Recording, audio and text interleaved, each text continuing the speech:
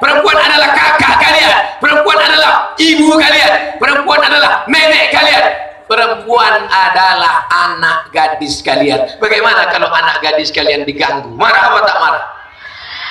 Jangan ejek perempuan. Yang pakai cadar jangan diejek. Ini banyak laki-laki ngejek pakai cadar. Hai ninja nih.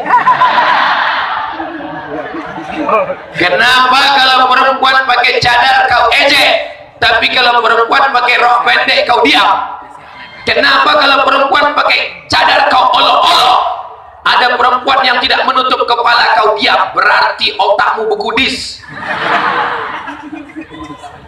Yang sudah pakai jilbab jangan ejek yang bercadar, yang bercadar jangan ejek yang berjilbab. Kalau yang bercadar mengejek yang berjilbab, yang berjilbab mengejek yang bercadar, yang ketawa yang tak pakai baju.